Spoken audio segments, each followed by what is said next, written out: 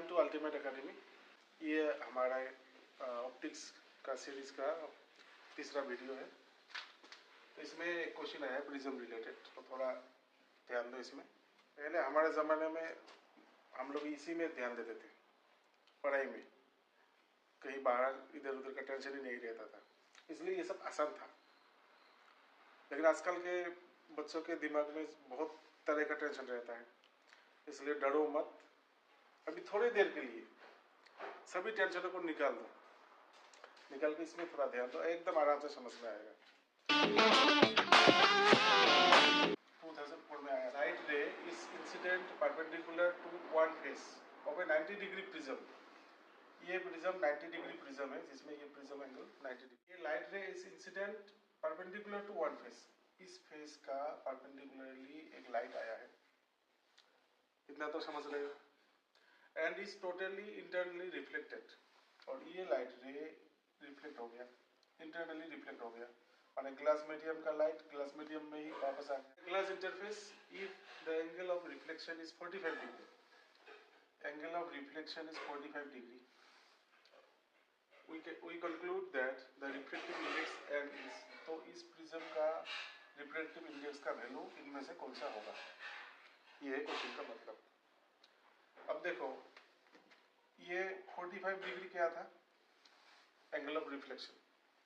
Angle of reflection अगर 45 degree है तो एंगल ऑफ इंसिडेंस कितना होगा, ऑटोमेटिकली 45 डिग्री ही होगा, क्योंकि लॉस ऑफ रिफ्लेक्शन में यही था, angle of reflection angle of incidence. तो ये भी 45 डिग्री हमको मिला। तो अभी हमको ये मिल रहा है कि 45 डिग्री जब इंसिडेंट एंगल है उस टाइम में हो गया लाइट रे का रिफ्लेक्शन, टोटल इंटरनल रिफ्लेक्शन। माने आई अगर 45 डिग्री है तो टोटल इंटरनल रिफ्लेक्शन होगा। इसको इस तरीके से समझो। मान लो ये है ग्लास मीडियम, ग्लास मीडियम, ये मान लो एयर मीडियम। तो इन दोनों में से कौन सा डेंसर मीडियम है, ग्लास। तो लाइट अभी डेंसर मीडियम से जा रहा है रेयर मीडियम में, तो ये आया, तो इसमें ये हुआ नॉर्मल, तो ये है इंसिडेंस एंगल। तो क्या होगा, डेंसर मीडियम से रेयर मीडियम जाएगा तो लाइट रे will move away from the normal, तो ये रिफ्लेक्टिव एंगल बड़ा हुआ। फिर से हम नेक्स्ट केस में एंगल ऑफ इंसिडेंस और भी बढ़ा लेंगे। ये इंसिडेंस एंगल, ये I1, ये I2, तो I2 I1 से बड़ा है, तो रिफ्लेक्टिव एंगल और भी बड़ा हो जाएगा, ठीक है। ये इंसिडेंट एंगल और भी बढ़ गया, तो इस बार क्या होगा, रिफ्लेक्टिव एंगल और भी बढ़ेगा और ऐसा हो जाएगा ये। तो इसमें कितना है रिफ्लेक्टिव एंगल, 90 डिग्री। ये दोनों 90 डिग्री से कम था। जैसे ही इंसिडेंट एंगल बढ़ गया, रिफ्लेक्टिव एंगल भी बढ़ गया और 90 डिग्री बन गया इस केस में। तो ये इंसिडेंट एंगल का नाम होता है क्रिटिकल एंगल। आप लोगों ने पढ़ा होगा, क्रिटिकल एंगल है। अब क्रिटिकल एंगल से भी बड़ा इंसिडेंट एंगल अगर हो जाए,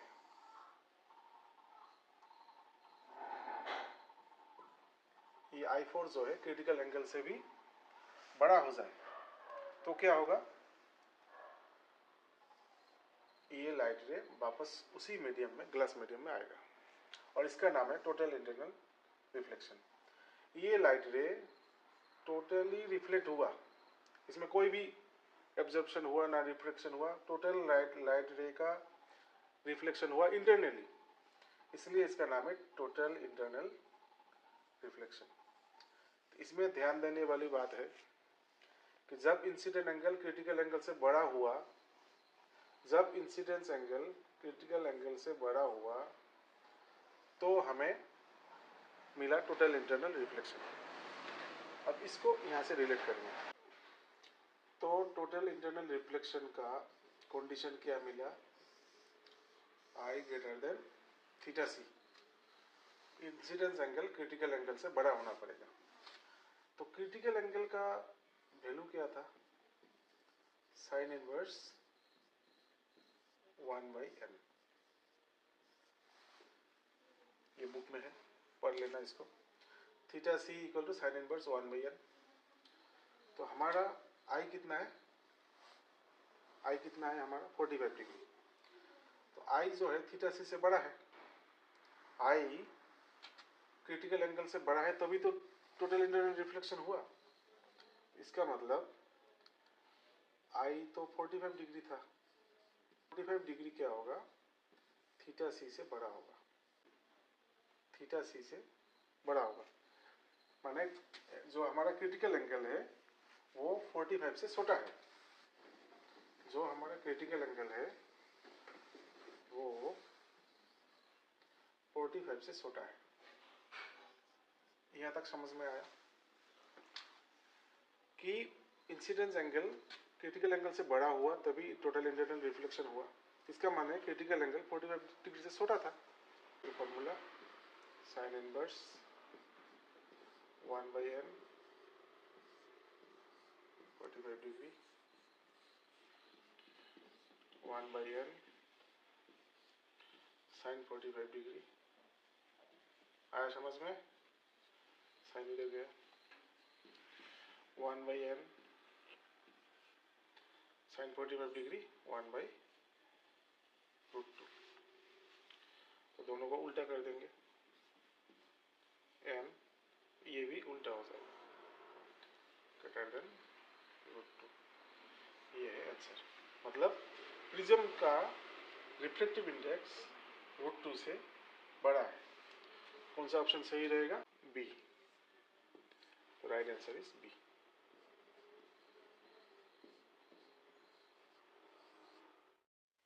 एकदम आसान है सब कुछ, टेंशन मत लो, पढ़ाई शुरू करो, हम लोग हैं आपके लिए, हेल्प करने के लिए।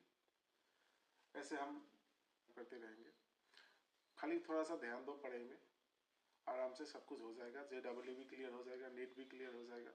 बाद में ये सोचना पड़ेगा कि एडमिशन कहाँ ले, इतना अपॉर्चुनिटीज रहेगा सामने।